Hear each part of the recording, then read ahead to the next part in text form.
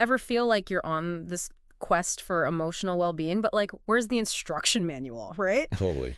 Well, get this. The chapter we're diving into today is from Embracing Hope. Okay.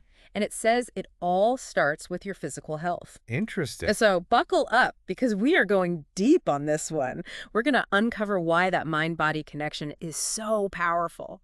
You know, it's funny. We often treat our physical health and our emotional health like they're these two separate things. Right, totally. But the truth is they're totally connected. Like they're woven together. Yeah, and you always hear people say healthy body, healthy mind.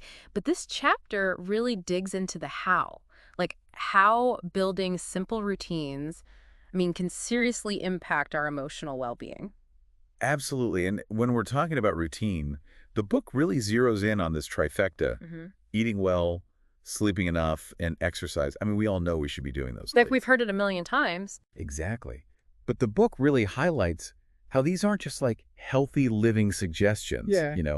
They are fundamental to our emotional resilience, which is so interesting to me. Okay, so let's break it down. What's the link? We know these habits are good for us, but what's that deeper connection to our emotional state?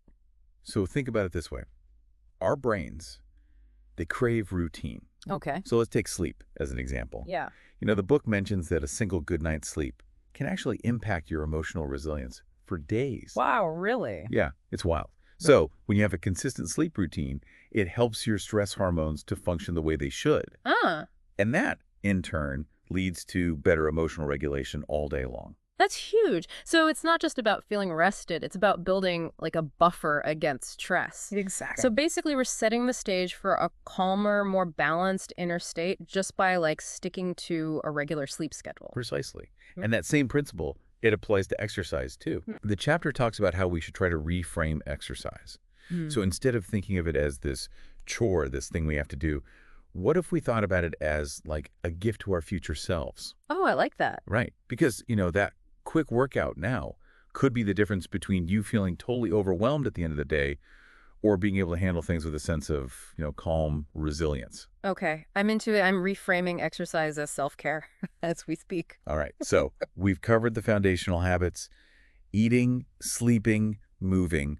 But Embracing Hope also talks about something a little different, which is mind-body practices. And I know for some people, when they hear things like meditation, they think like, yoga gurus on a mountaintop somewhere. Right, right. But stick with us because this is really interesting stuff. It really is. And what I find so fascinating is the science behind it, because they might seem kind of passive on the surface. Like meditation, you're literally just sitting there breathing. But it's actually doing all this work behind the scenes.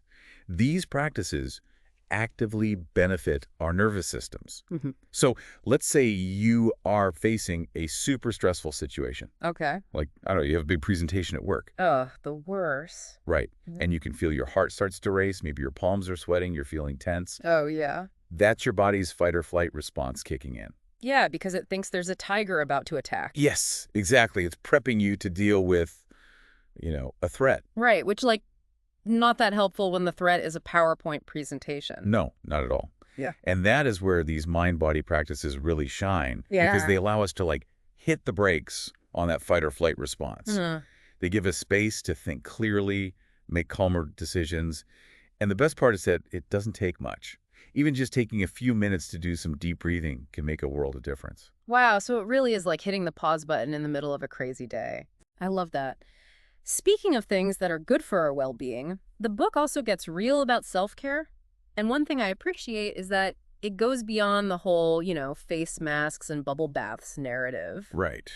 Which, don't get me wrong, those are great. Of course. But the book digs a little deeper. It does. It challenges this idea that we sometimes have about self-care being selfish or indulgent. Yes. And instead, it emphasizes that real self-care, like true nourishment, means recognizing what genuinely fuels you and making it a non-negotiable part of your routine. So it's not just about the activities themselves. It's about understanding what truly fills your cup, which might be different from what fills someone else's. Absolutely. Like for some people, it's going for a walk in nature. For other people, it's curling up with a good book or whatever, right? It's about figuring out what your mind and body need to feel nurtured and taken care of. Yes, 100%. And on that note, I want to leave our listeners with a little something to think about. If you could make one small change to your routine today, Just one, based on what we've been talking about. What do you think would have the biggest positive impact on your emotional well-being? What's the one thing you can commit to? That's a great question. Something for us all to think about.